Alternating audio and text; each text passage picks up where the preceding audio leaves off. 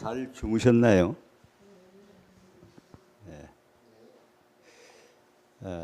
요한복음 11장의 나사로 이야기는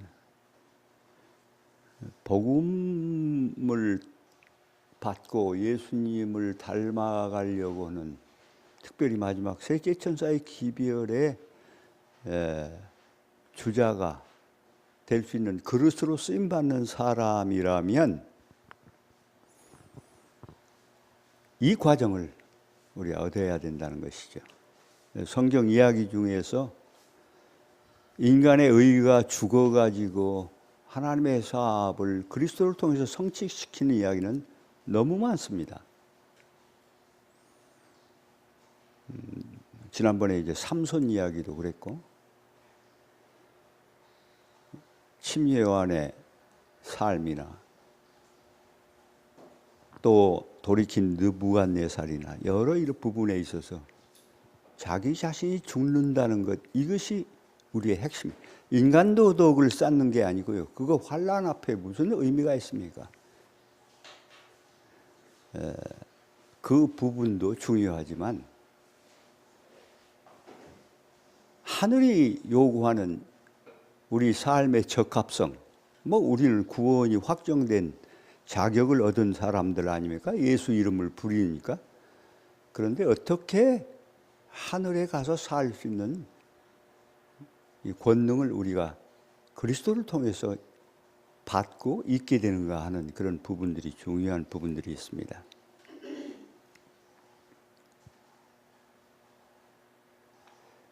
자, 지난번 했던 것을 제가 이제 지나가야 되니까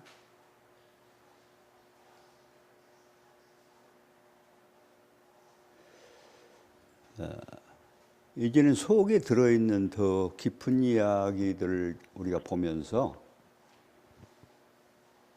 정말 예수님께서 하늘 아버지께 밤새워 기도해서 받은 그 능력을 올바로 수용하지 못하는 수많은 사람들 때문에 너무 힘들고 지쳐 있었거든요.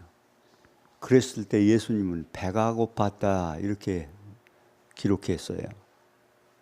예수님은 밥을 안 잡숴도 배가 불렀는데 그것은 하나님의 그 귀한 은혜를 감사하게 받는 그런 사람들, 수많은 사람들이 그리스도인에 의해서 만족하게 될 때 예수님은 식사를 하지 않아도 아주 배가 부르셨어요.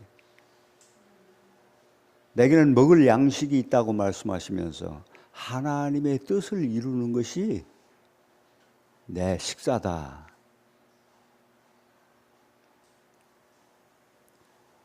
오늘 이 주제를 생각하기 위해서 제가 경험 속에서 이어졌던 시 한 편을 가지고 왔습니다. 환난 속에서 아버지의 영광을 위하여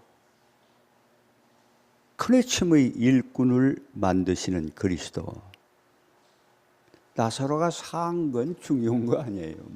중요한 거 아니라고 하면 말이 좀 어폐가 있지만, 그보다 더 핵심은 예수님이 마지막 이 세상에서 너희들이 정말 이렇게 되지 아니하면, 이런 참신앙을 통해서 나를 통해서 고침받지 않으면 아무도 아버지 집에 갈 수 없다고는 마지막 밤중 소리라고 선지자는 적었거든요. 이 세 번째 6월절 승리의 입성 사건을 그것 때문에 예수님이 실제로 십자가에 돌아가시게 된 원인이 되었지만, 그 마지막 일을 적나라하게 보여주면서 십자가를 지었습니다. 십자가를 지러 가실 때 예수님은 이제 내가 정말 영광을 받을 때가 왔다. 이 버전을 여러분이 마음속에 받아들일 수 없다면 아무도 셋째 천사의 기별의 주제가 될 수 없습니다. 내용을 알고 밝기 성경 지식을 여러분이 감독하고 해석하고 내가 안다고 해도, 소원하고 그렇게 한다 해도 의미가 없다고 그렇게 선지자는 적었어요.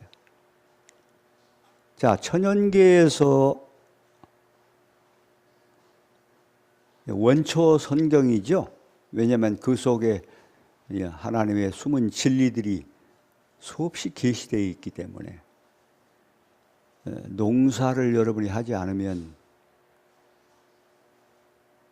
진리를 알 수 없습니다. 천연계를 자세히 관철하면서 시인이 되지 않으면 그 속에서 말씀하시는 하나님의 계시의 음성을 여러분이 깨닫지 않는다면 진짜 성경을 읽을 수 없습니다. 여러분, 이 산지에 있는 밭은 짐승들 때문에 아무것도 할 수 없는 거 여러분 농사해 보시면 알 거예요. 어떤 작물도 심을 수가 없어요. 다 짐승들이 와서 절단내기 때문에. 그 다음에 이 산지의 밭들은 대개 척박하지요. 그래서 이런 거름이 좋아야 되는 그런 작물들이 수확이 많은데 심을 수가 없어요. 그래서 제가 이 들깨라고 하는 이걸 몇 년 동안 양구에 심으면서 이 들깨야말로 마지막 예수님의 의로 인침된 하나님의 백성을 상징하는 놀라운 비밀을 나타내고 있구나. 자기 자신을 온전히 하나님의 햇볕과 영향을, 힘을 얻어서 모은 모든 것들을 인류의 놀라운 회복 사업을 위해서 쓰임받는 하나의 도구로서 사용된다는 사실을 알면서 먼저 말씀을 정리하기 전에 이 시에서 주어진 한 부분들을 보도록 하겠습니다. 제목은 들깨 이야기입니다. 이 들깨가 가진 셋째 천사의 기별의 놀라운 비밀을 이 속에서 여러분이 훔쳐보시기 바랍니다.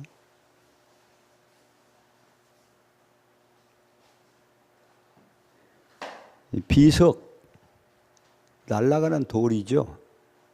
여러 가지 의미가 있습니다. 심판의 의미가 있습니다. 다윗이 던진 돌이 날아갔죠. 그래서 원수를 무너뜨리는 그런 심판의 의미도 있고, 또 뜨인 돌이 다니엘서에 보면 그런 부분이 있고, 복음을 위하여 이 돌은 예수 그리스도니까 복음인데 이 복음이 날아간다는 것입니다. 이게 셋째 천사의 기별에 가야 되는 진로예요. 날개가 달려서 이 세 천사는요, 신속성이 있습니다. 왜냐하면 하나님 주도적으로 하시는 사업이기 때문에 그렇습니다.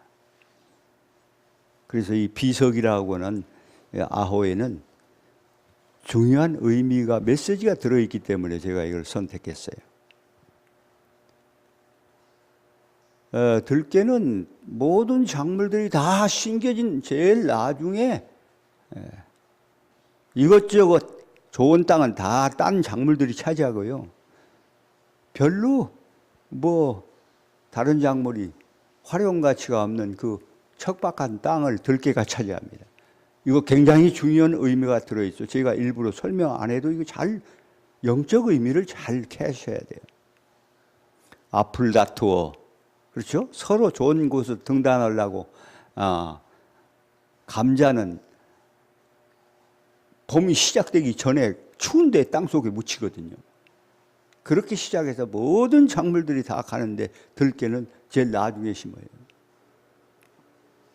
그래서 앞을 다투어 작물들이 등단한 자투리 시기에, 조금 시기가 남은 그 시기에 동력에서 보낸 새바람 편지에 6월,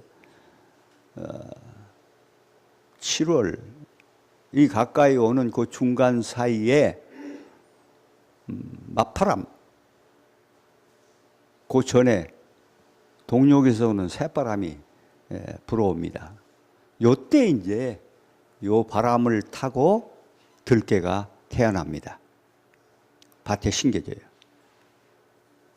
거름이 부족한 척박한 산지 밭에 여러분 이 남은 백성이 어떤 무대를 활용해야 되는가 잘 생각하셔야 됩니다.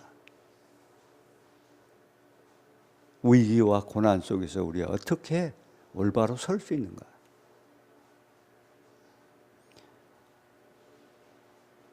열한시 일꾼으로 들깨를 심었습니다. 시기가 그렇게 길지 않은 그런 자투리 시기에 동력 바람을 타고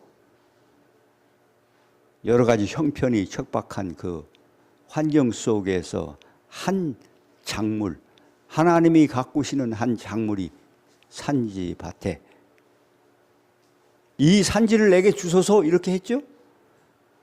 해로운 산지죠. 11시 일꾼으로 들깨를 심었습니다.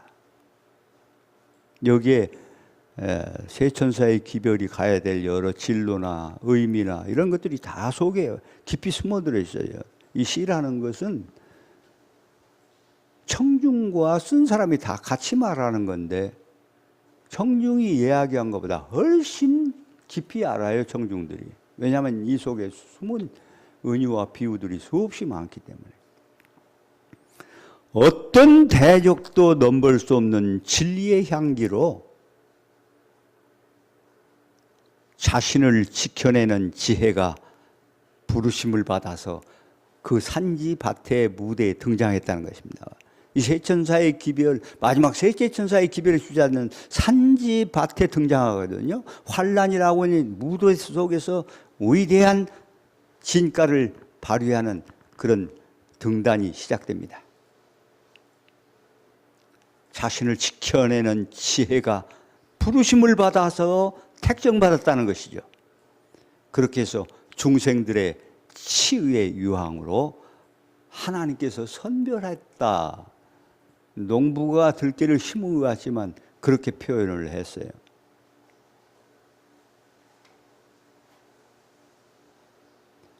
땅의 수세로 욕심을 얻은 자는 땅이 적박한 것 같았지만은 작물의 형세를 조절하시고 자라게 하시는 그 힘을 얻어서 이제 이 들깨가 막 그래도 좀 웬만큼 자란 거예요.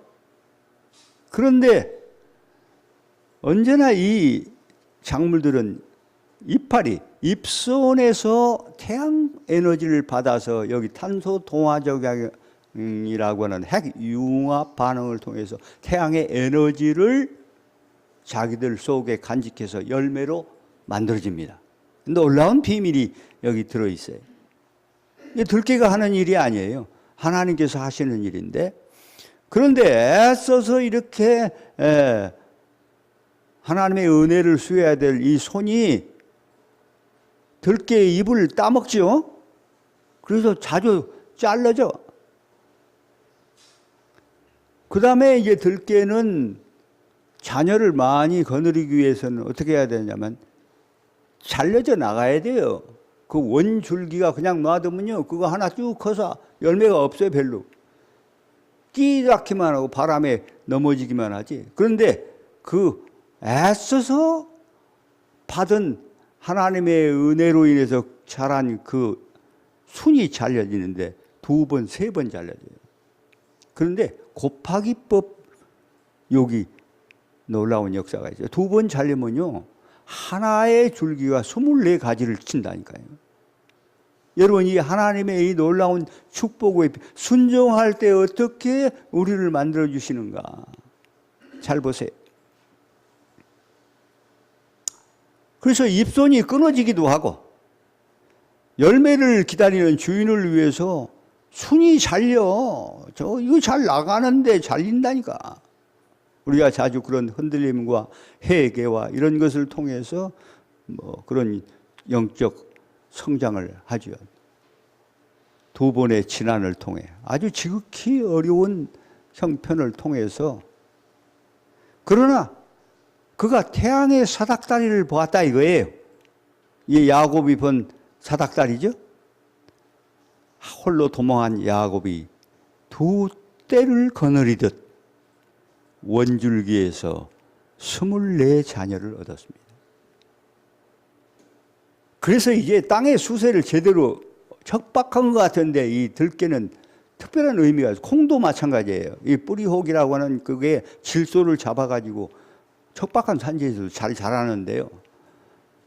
이게 그런 작물일수록 놀라운 치유의 향들이 가득 차 있어요.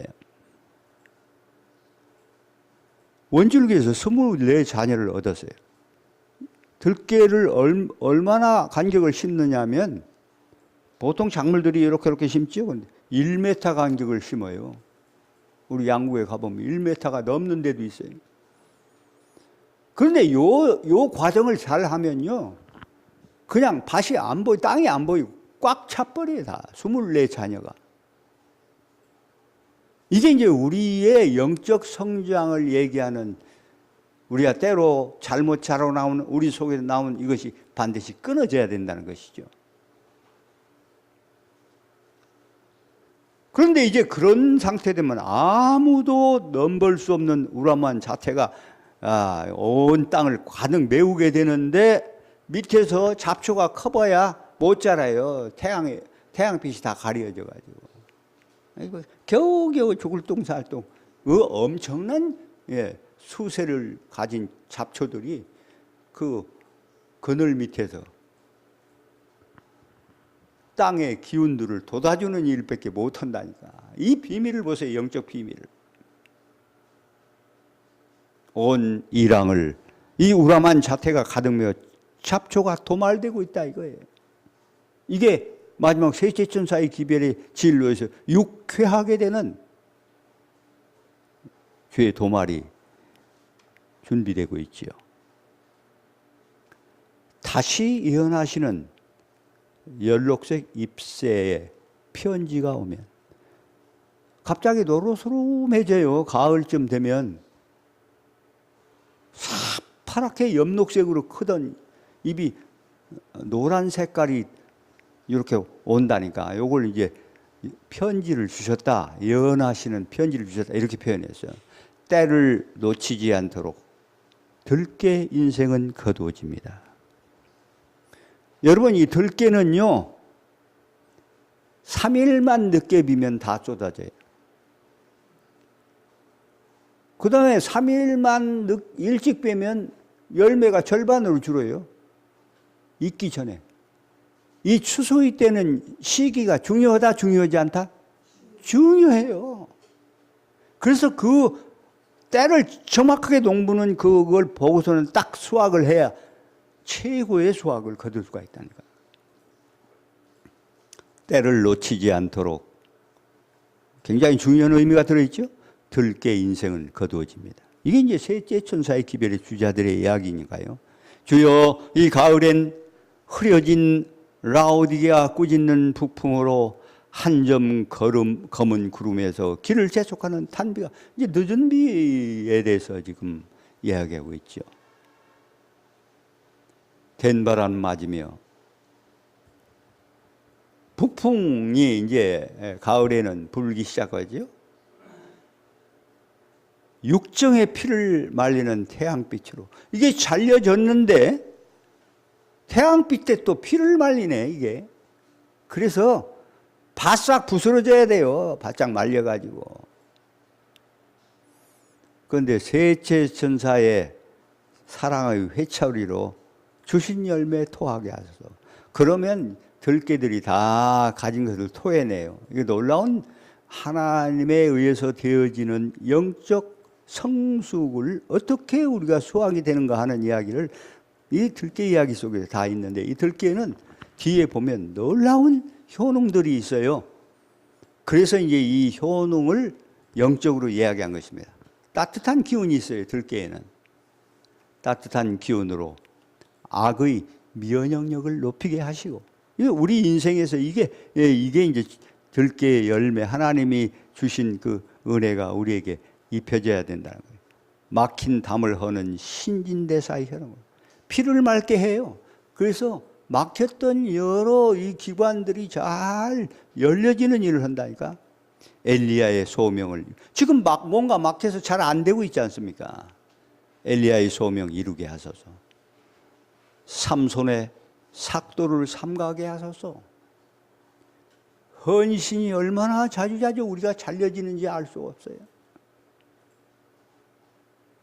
마지막 하나님이 주시는 예수와 같게 하는 은혜, 그것을 통해서 영혼들이 수확되는 추수마당에서 이 삭도를 대지하는 것은 엄청 중요한 거예요. 우리의 헌신들이 어떻게 다른 영혼들에게 유익한 영광으로 하나님의 나타나면서 내가 준비되는가 하는 비밀이 요 속에 다 들어있다. 만병의 전착지인 장운동을, 인간의 모든 병은 장에서 시작돼요. 여기서 간이 망가지기도 하고 신장이 고장나기도 하고 인슐린 대사가 흐려지고 여러 호르몬 대사가 어려움을 겪어요. 이 장에서. 여기서 이 온갖 나쁜 것들이 다 일어난다니까요. 그래서 이 만병의 전착지인 장운동을 깨우게 하시고 우리 속에 하나님의 영적 놀라운 효모들이 큰 능력을 발휘해서 하나님의 쓰임받는 그릇이 될 수 있도록 이렇게 돼야 된다는 거죠. 버릴 것을 감사하는 배변이 되게 하소서. 들깨에는요 놀라운 식물성 이 청소제가 들어있어요. 그래서 배변이 쉽게 되게 되어 있다니까. 우리가 버릴 것을 버리지 못하고 웅크리고 있는 이런 삶에 있어서 이 들깨의 효능을 우리가 입어야 돼요. 이게 하나님이 주신 은혜예요. 감마 토코페롤을 주시오. 비타민 E죠. 이 중에서도 알파가 있고 감마가 있는데 이 감마에는 굉장히 중요한 의미가 있어요. 우리의 얼굴을 아름답게 만들어요. 장이 건강하지 않으면 기미, 주근깨, 여드름 이런 게 끼어요. 마지막 천사들의 얼굴이 예뻐야 돼요? 예쁘지 않아야 돼요? 그야말로 천사예요. 이것은 우리의 미모를 얘기하는 게 아니지 않습니까? 하나님이 기대하시는 그 아름다운 얼굴, 예수님과 닮은 꼴의 그 얼굴, 기미와 검버섯을 몰아내게 하시고 주님의 아름다운 얼굴 담게 하소서. 하나의 들깨 이야기가 이렇게 마치고 있는데, 들깨에는 여러 가지 효능이 있어요. 이건 자기를 위해서 한 게 아니라 다른 영혼들을 위해서 하는데, 리노넬산, 불용성 식이섬유, 이게 이제 가득 차 있는 복으로서 면역력을 증진시키고 우리에게 어려움과 시련이라도 까딱없다는 거예요. 혈관을 정화시켜요. 육체의 생명은 피에 있다겠죠. 노화를 방지해요. 항산화물질인 비타민 E, 토코페롤이죠. 그 다음에 오메가3가 많아서 탈모를 예방해주고, 헌신의 삭도를 댄 게 아니라 대머리가 돼버렸어요. 굉장히 중요한 의미예요. 탈모를 예방한다는 건. 양질의 식이섬유와 배변과 피부 미용을 개선하며, 영적으로 굉장히 중요한 의미가 있죠. 불포화 지방산으로 뇌세포와 전두엽의 기능을 돕는 영적 조련사이며, 헤모글로빈으로서 골다공증을 예방하고, 육체 생명인 뼈대를 건강하게 하고 거기서 피를 생산하는 그런 조련기관을 돕는단 말이에요. 발암물질의 배출을 돕고 우리 죄를 버리게 하죠. 피로를 풀어주고 원기를 회복해가지고 하나님의 일을 왕성하게 할 수 있도록 도와준다. 뭐 그런 내용을 시로 이렇게 해서 이 얘기하면요, 셋째 천사의 기별을 다 전했어요. 엄청 중요한. 환난 속에서 아버지와 아들의 영광을 위하여 큰 외침의 일꾼을 만드시는 그리스도. 나사로를 살린 것의 핵심은 그가 마지막 큰 외침 전도의 앞장선 주자가 됐다고 하는 사실을 여러분 잃어버리면 안 돼요. 만들어서 고쳐서 의를 주셔가지고 예수와 같게 만들어주시면 이 그릇을 사용해서 주님이 이루실 역사를 이를 통해서 일하시는 그리스도를 보시란 말이에요. 이 사명과 모든 게 끊어지면 빵이에요, 빵. 저는 이걸 정확하게 현장에서 50년 동안 이해한 사람이에요.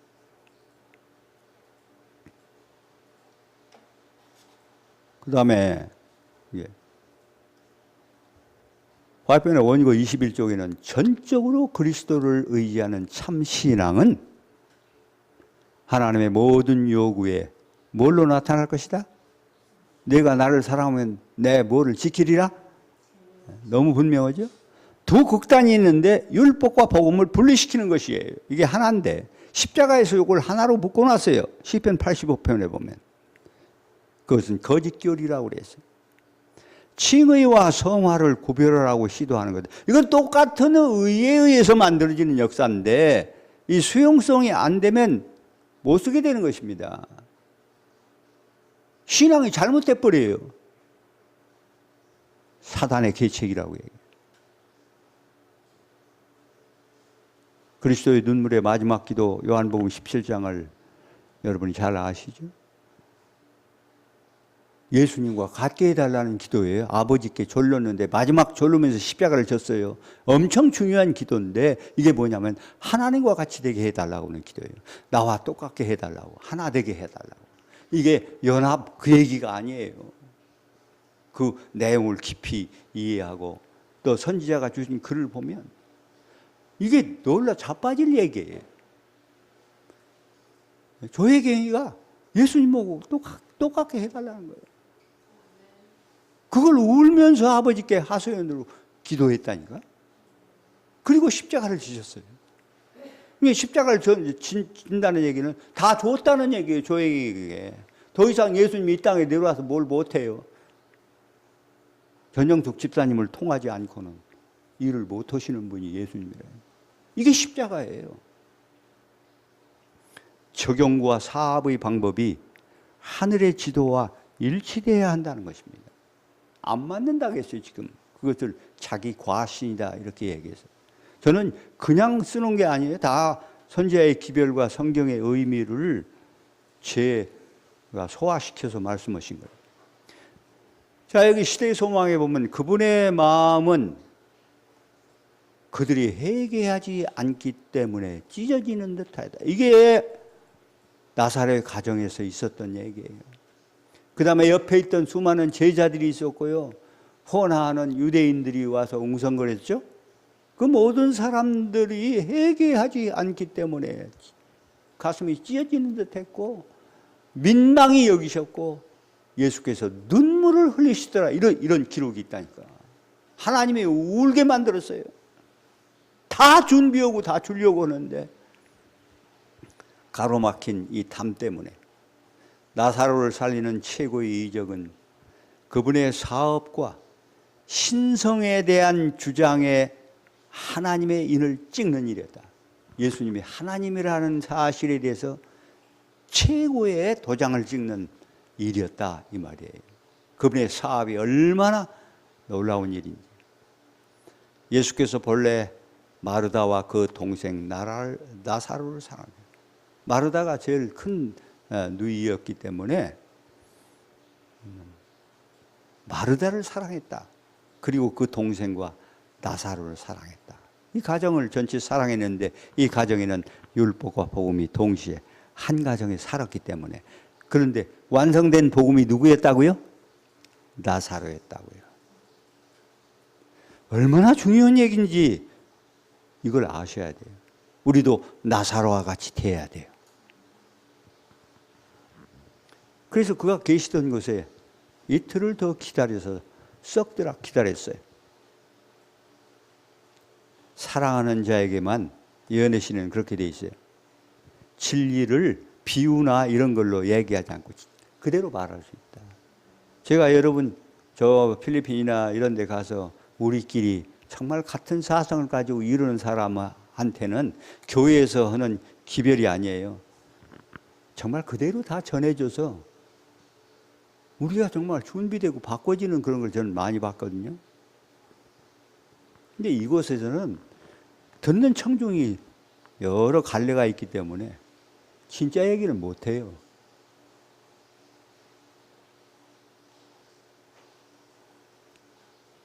품성 준비의 현장은 그리스도의 추수사업장이다.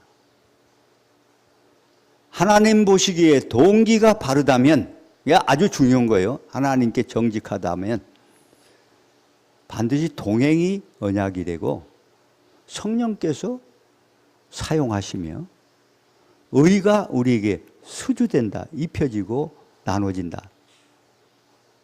자원이 요구되는 우리의 기도가 열쇠를 가지고 있다는 겁니다. 천국의 열쇠를 우리가 가지고 있게 된다는 거예요. 이렇게 준비되면. 그러면 율법을 성수자가 되는 거예요. 이웃을 내 몸같이 사랑해야 된 이 먼저 5계명 완성하면 하나님을 사랑하게 되는 거예요. 그래서 우리 앞에 사랑할 수 있는 대상을 주신, 하나님은 우리가 보지 못하기 때문에 사랑하기가 쉽지 않은데 이웃을 사랑하면, 그러니까 이 지극히 가난하고 천한 자에게 한 것이 곧 내게 한 것이라고 말씀하지 않았습니까? 율법을 우리가 지킬 수 있도록 아주 이렇게 이웃을 우리에게 주셨단 말이에요. 품성건설이 허락된 재창조의 현장이다. 이게 보통 얘기가 아니에요. 엑기스만 제가 소화시켜서 여러분에게 쏙 넣어주는 거예요. 예수님께서 가장 중요한, 성경에서 예수님이 우리에게 핵심 답을 주는 것을 얘기하면 저는 마태복음 16장 24절 됩니다. 이 말을 언제 했는지 알아야 돼요. 예수님이 십자가의 영광을 받으러 가는데 수제자인 베드로가 몽치를 두고 나타났다니까. 말고의 길을 잘라버렸어요. 그때 길을 붙여주시면서 하신 말씀이에요. 요걸 잘 알아야 이게 무슨 말인지 알아요. 우리가 자주 충성을 한다고 하는데 자주 제 자신도 그렇게 했거든요. 말고의 길을 자르는 일을 했거든요. 예수님이 말고의 길을 붙여주시더라고요. 제가 뒷머리를 긁으면서 무릎을 꿇게 되겠죠? 그래서 선교 사명에 여러분 적극적으로 동기 바르게 일을 해봐서 실패하지 않으면요, 안 고쳐져요. 깨닫지도 못해요. 잘 아셔야 돼요. 이런 상태에서 예수께서 아무한테나 얘기한 거예요. 누구한테 얘기했다고요? 제자들에게, 당신을 따라오려고 한 제자들에게 이르시되 누구든지 나를 따르거든 내 자신을 비우고. 왜? 내가 써야 되는데 뭐 가득 차 있으면 되느냐? 이 얘기죠. 자기 십자가를 지고. 이게 보통 얘기가 아니에요. 이 자기 십자가는요, 예수님이 십자가에서 우리에게 다 주신 하늘과 땅의 모든 권세가 이 속에 다 들어있어요. 그러면서 내 거라고 그랬어요. 사람에 따라 성향이나 역할이나 여러 부분이 다 다르기 때문에 이 소명의 멍에를 매라는 거예요. 이 멍에는 쉽고 가볍다고 해요. 예수님과 동행하는 멍에예요. 그분이 끄는 거예요. 결국은 나를 따를 것이니라. 엄청 중요한 절입니다. 자, 이제 소화시킬 수 있어서 셋째 천사의 기별은, 그러니까 나사로 준비된 나사로의 그 중요한 의미를 여러분 잘 생각하면서 기별을 드려요. 그릇을 비우고 성령을 힘입어 그리스도를 채우라는 축복이지만 이 일에는 걸림돌이 있다는 거예요. 험준한 산이 있다는 거예요. 시험을 위하여 특별히 주문한 사단의 험준한 산이 있다. 이것 때문에 사람들이 앞으로 못 가요. 그렇지만 해요. 나는 그런 재능이 없어. 이렇게 해요. 아무나 할 수 있도록 다 된 건데. 그 산은 우주에 드러내시는 도구들의 영광이다. 지금 우주 세계가 다 이 나사로의 하나님의 영광을 위하여 자기 자신을 완전히 그리스도께 드리는 그런 역사를 보았는데, 이게 나사로가 위대해지는 역사예요. 하늘나라 가면 나사로의 위치가 대단할 겁니다. 우리는 하지도 않고 그 자리에 설 수 없거든요. 근데 이 땅에서 그보다 더 큰 것이 연결되는데, 심지어 예수님 뭐라고 했냐면 나보다 더 큰 것도 하리라 이렇게 얘기했어요. 이걸 여러분이 영적으로 읽을 수 있어야 돼요. 시몬이 그 축복에 왜 칼을 들었는가? 몽치를 들었는가? 나사로가 죽는 무대에는 왜 기별이 사라지는가? 이런 일을 하라고 하면 사람들은 기별을 다 잃어버려요. 첫째 천사의 기별, 이 기별 죽을 병이 아니고 영광을 위해서 했다고 다 이미 비전을 통해서 꿈쟁이를 만들어줬는데 다 없어져 버린다니까. 조금만 불편하면 고난을 통해 위대해지는 도구들이 왜 불평이 일어나는가? 이 40년이 광야에서 왜 있었습니까? 일주일이면 갈 수 있었는데. 오렌지보다 훨씬 이로운 자몽과 레몬을 왜 싫어하는가, 사람들이? 뭐 싫어하진 않죠. 지성 있는 사람들은. 대부분 약은 쓴데 왜 먹는가? 이런 이야기 속에는 굉장히 중요한 반대급부에 영양제들이 들어있어요. 여러분들이 소화시켜야 돼요. 인간이 스스로 고착한 영적 신념이 왜 위험한가? 이걸 화이프는 자기 과신이 모든 걸 망쳐놓는다. 우리가 아는 것은 지극히 한전적인 것이라는 것을 우리가 이해하고, 하나님은 사랑하는 모든 가족들에게 골고루 나눠져서 하나가 될 때 그리스도가 모자이크 된다는 것입니다. 이게 완전이에요. 이걸 잘 우리가 이해하셔야 돼요. 탕자의 형이 하늘 아버지와 하나가 될 수 없는 풍음성이 된 것은 하늘을 소유할 수 없다는 의미가 아닌가, 의미인가, 여러 가지 질문을 여러분에게 판단하라고 던졌어요. 한 달란트를 악하고 게으른 종이라고 했는데, 이 사람은요 복음을 얼마나 귀히 여기는데 함부로 사용하지 않았어요. 탕자처럼 잘 감췄는데 탕자가 훨씬 복을 받은 사람이라니까. 이런 측면까지 영적인 의미를 여러분이 캐치할 수 있어야 돼요. 아버지의 것을 가지고 친구들과 허랑방탕한 탕자는 어디서 활동했는가? 안방에서 놀았는가? 밖에 나가서 활동했는가? 그가 뭐 이방 바알신을 섬겼는가? 이런 거 잘 생각해 보세요. 성경은 그런 거 쓸 필요가 없어요. 그러나 수많은 이야기들이 거기 적혀 있거든요. 5달란트는 얼마를 받았는가? 3달란트 얼마 받았죠? 2달란트? 2달란트. 5달란트는 5달란트. 심는 대로 거둡니까? 그런데 1달란트 보너스 또 받았잖아요. 오늘 또 영원한 장자권을 파는 에서가 있는가 하고 질문했어요. 여러분이 이제 답을 얻어야 돼요. 이제부터 시대 소망이 얘기한 얘기를 조금 제가 적어봤습니다. 확고한 그리스도의 제자들 가운데는 요한이나 베드로가 아니었더라고요. 여기 보니까 베다니에 사는 나사로가 있었다. 처음 듣죠? 가장 확고한 그리스도의 제자들 가운데는 나사로가 있었다. 아멘 아닙니까? 성경은 이런 걸 보는 거예요.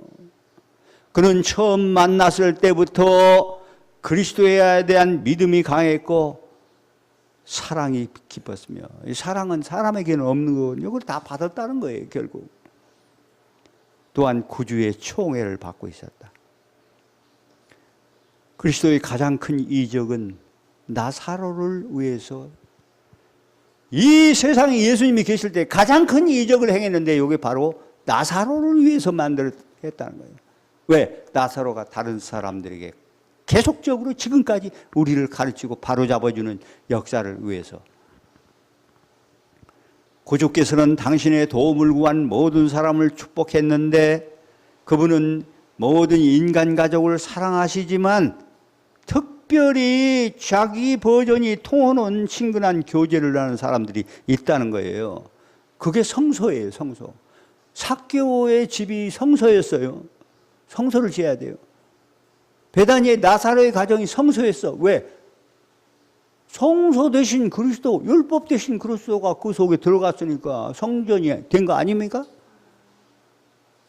그분은 모든 인간족을 사랑하시나 그분의 마음은 베다니에 사는 한 가족과 두터운 정분으로 요렇게 돼야 돼요. 연결되어 있으면. 요렇게 되면요, 우리 성경이 다 들어있어도요, 결국은 바꿔져요. 전 이 비밀을 깨달은 사람이에요. 그 가족 중에 한 사람을 위하여 가장 놀라운 일을 행하셨다. 인간의 우정이 갈급할 때에는, 왜냐하면 예수님도 지쳤어요. 암만 갖고 와도 줘도 안 받으니까 배고프지. 다 없어지고 말아 그냥 허비되고 만다니까. 분노한 바리새인의 의심과 질투에서 벗어나서 이 평화스러운 가족에게 도피하기를 즐기셨다. 우리도 이런 가정이 되면 좋겠다. 그곳에서 그분은 진실하신 어린 환영과 순결하고 거룩한 우정을 발견하셨다. 얼마나 아름다운 이야기입니까? 이 성전이.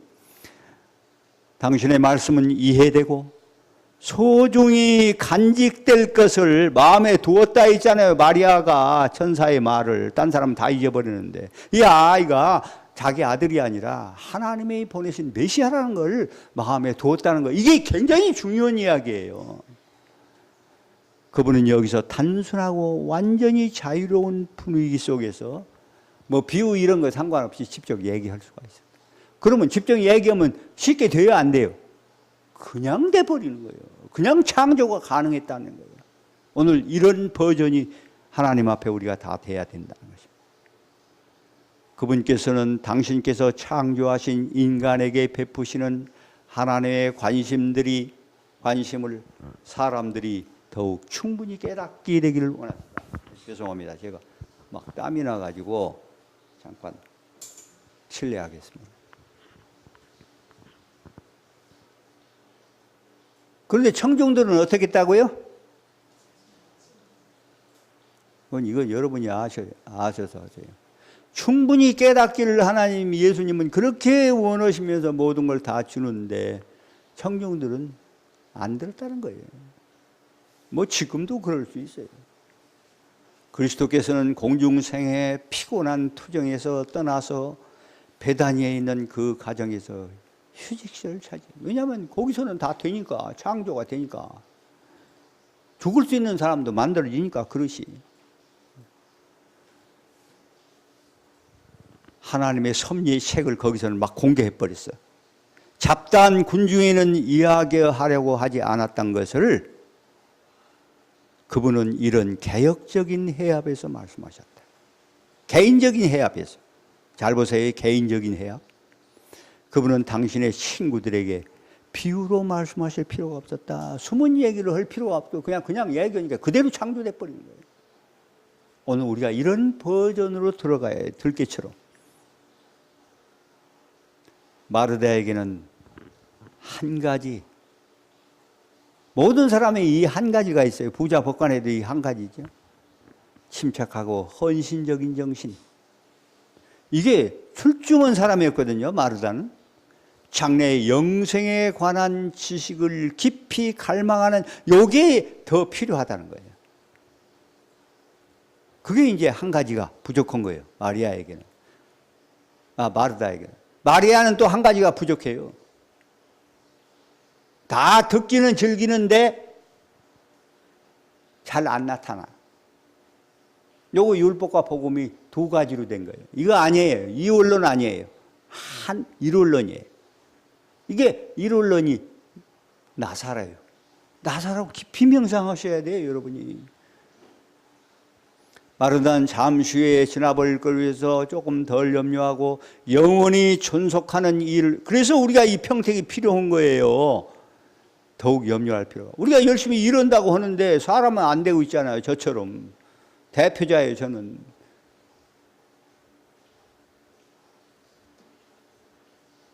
예수께서는 당신의 자녀들에게 저들을 구원하는 지혜 있게 만들어줄 그러한 지식을 얻을 수 있는 모든 기회를 붙잡도록 가르치고자 하셨다.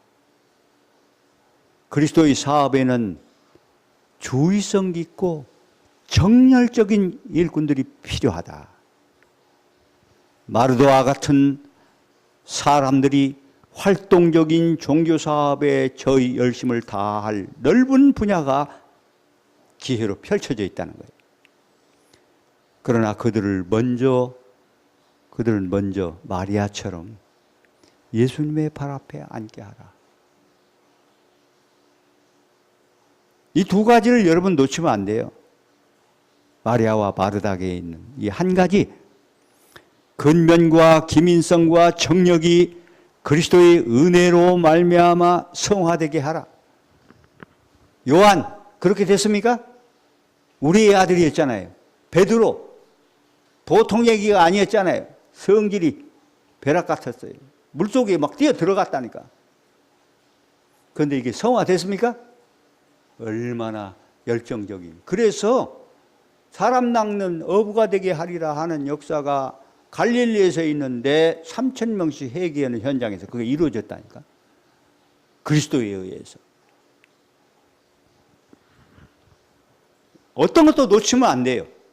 두 가지가 하나라는 걸 늘 우리가 말씀을 들을 때는 같이 해야지. 누가 한쪽으로 웅변한다고 해서 믿음의 의인은 뭐 인간이 할 게 없다. 이렇게 가면 그건 가짜예요. 마르다와 같은 사람 그렇게 분야가 있다. 그러나 먼저 마리아처럼 예수님의 발 앞에 앉게 해야 된다는 거예요. 이게 평택을 만든 이유예요. 그러면 생애에는 선을 위한 무적의 능력이 될 것이다. 예수님이 그렇게 해 주실 거예요. 이게 의예요. 예수께서 시곤하셨던 평화스러운 가정에 슬픔이 찾아왔다. 얼마나 이게 축복입니까? 저에게도 이렇게 돼야 되는데. 요셉이 그렇게 사랑받고 때때어 집었는데 갑자기 슬픔이 찾아왔습니까? 천불벼락 하루아침에 달라졌죠. 그래서 요셉이 그 끔쟁이가 인류를 구원하는 일을 허락할 수 있는 선교사로 파송되는 일에 하나님께 쓰임받는 도구가 된 거예요. 이단 구덩이에 빠졌잖아요. 재림교회가 구덩이에 빠졌었다니까. 그런데 유다의 홀이 떠나지 않기 때문에 총리 대신이 될 수 있었던 거예요. 그 전에 사단의 시험을 거치죠. 이 사단의 시험을 여러분이 강구하면 안 돼요. 그것을 위해서 이기라고 주신 것이 사명이라는 것을 저는 정의합니다. 이 사명을 바른 동기에서 하다 보면요, 우리 자신의 잘못한 것을 정확하게 보게 되고 그분을 붙잡게 되게 만들어준다니까. 거기에는 놀라운 율법의 기능이 있어요. 뭐 다 얘기할 수 없을 것 같아요. 시간이 더 자세히 설명해야 좋은데, 제자들은 그 일 때문에, 나사로가 죽은 일 때문에, 결국은 나사로가 죽으면 너무 기뻐해야 되는데 이 교회가 어떻게 했다고요? 절망 가운데 울고 후원하는 교회가 돼버렸다는 거예요. 그러면서 이 제자들이 실망이 당연한 거예요. 여러분, 영적 각도가 예수님이 주려고 하는 각도가 안 맞으면요, 하늘이 주려고 하는 각도가 안 맞으면, 그리고 뭐 교회 전체에 뭐 다수를 따라가거나 이렇게 되면요, 못 받아요. 요한 선생님이 비참하게 죽는 걸 봤잖아. 세상의 고아를 돌아보고, 갇힌 자를 뭐 이렇게 만나고 하는 얘기를 입으로 하신 예수님이 단 한 번도 안 찾아갔어요.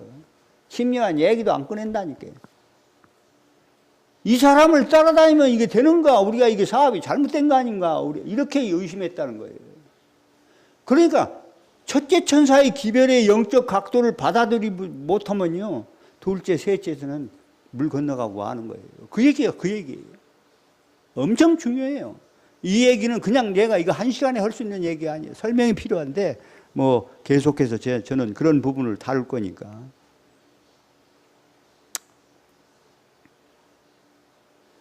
그리스도께서는 베다니에 있는 사랑하는 그들만을 생각지 않으셨다. 그들이 가진 이 축복과 수정된 나사로의 놀라운 핵심이 그를 통해서 마지막 크리칭까지 이루시면서 많은 사람의 영향을 받아 그리스도를 선택하도록 이 일에 관여하도록 주님은 그 일을 이루셨다는 거예요.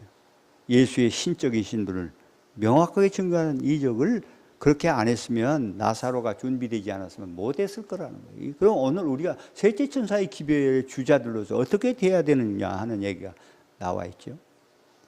자, 이거 설명해야 되는데 어쩔 수 없어요. 시간을 안 주니까. 위기와 불가능 앞에 사용해야 될 말씀을 적용하는 믿음. 언제? 딴 때는 필요 없어요. 잘 될 때는. 뭐가 안 되고 답답하고 흔들림이 당할 때 위기 앞에 우리는 어떻게 가야 되는가 이걸 배워야 돼요. 그게 믿음이라니까. 오해되고 무시당해도 상관없어요. 그러나 갈 사람은 정로를 향해 나가야 되는 거예요. 왜? 하나님의 영광을 위해서. 자아와 육신의 생각을 어떻게 우리가 지울 수 있는가? 이게 순종하게 될 때 이루어지거든요. 순종이 장담하는 제사보다 낫다. 사무엘이 그런 얘기했죠. 죽은 믿음이 있다겠어요. 가장 오해된 것들이 사랑, 믿음, 뭐 이런 거예요. 율법. 하늘이 얘기하는 거가 다 다르게 이해하고 있다니까. 성령께서 외면하는 입술의 장담이다. 이런 이야기 가운데는요, 여러분이 깊이 생각하면 받을 은혜들이 상당히 많이 들어있어요. 자, 율법과 복음을 분리하라고 시도하는 것은 사단의 계책이라고 정확하게 얘기했는데 그 대신을 내가 찾다가 바빠서 그냥 왔어요. 그대들이 전하고 있는 기별이 세계적인 기별이라는 사실을 결코 간과하지 말라. 이 부담 잃어버리면 안 돼요. 그것은 모든 도시들과 촌락에 전해지는데 그것은 큰 길과 쌔길에서 선포되어야 한다. 여기 다 얘기가 나왔잖아요. 샅샅이라는 말이 딴 데는 본다니까.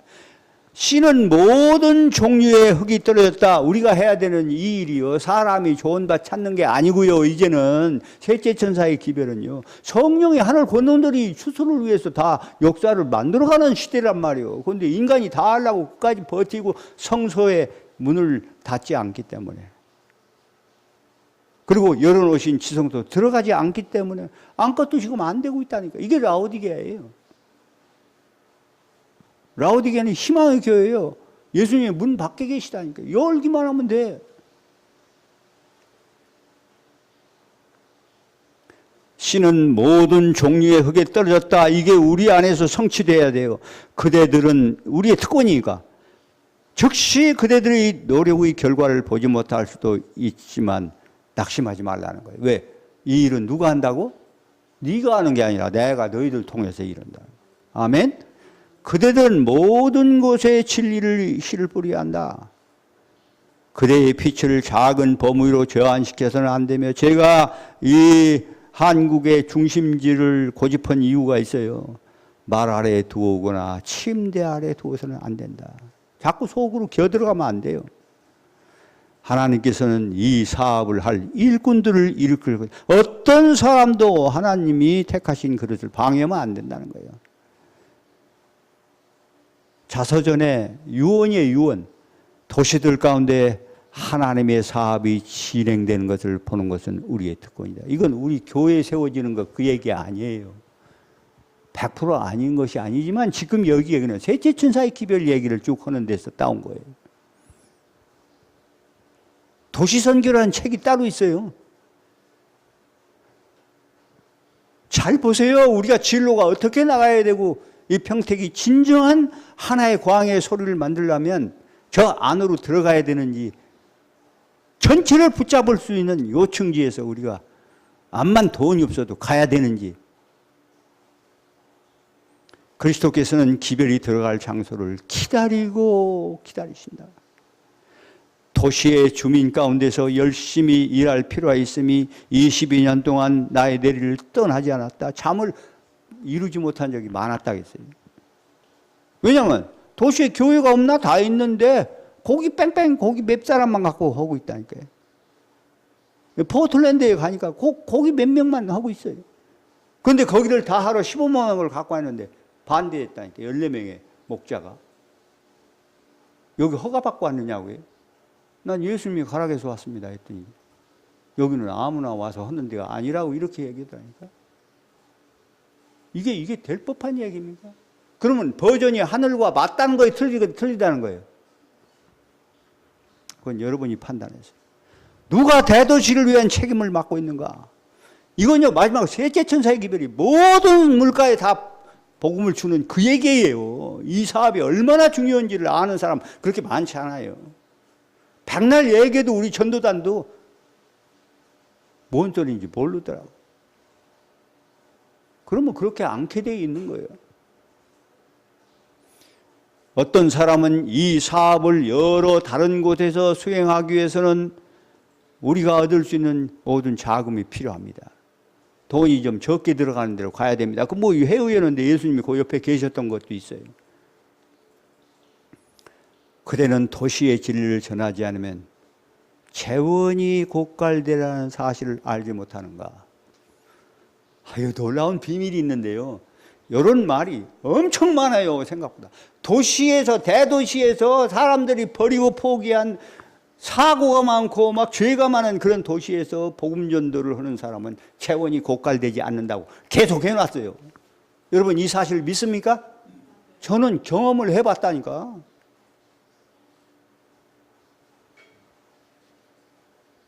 왜냐하면 이방 사회에 끝나니까. 요즘은 이방이요, 다른 나라가 아니에요.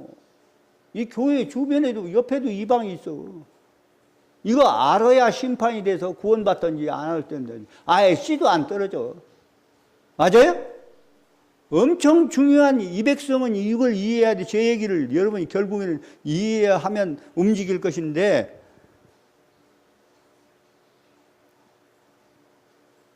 재원을 가진 영혼들이 다른 사람을 진리로 이끌고 하나님의 사업을 발전시키기 위하여 자신의 재물을 바치는 일이 생긴다 했어요. 어디에서? 많은 영혼들이 이방으로 버려진 땅에서. 답답해서 하나님께서 하시는 그 가슴을 보시란 말이에요. 그래서 결국에는 유대인까지 다 확실하게 알려주는 성리의 입성 사건을 예수님이 나사렛을 통해서 벌리고 말았잖아요. 그게 최고의 밤중설이었다, 이렇게 되어 있어요. 마지막 예수님이 이룰 수 있는 최고의 확신 있는 기별이었어요. 그 기별이.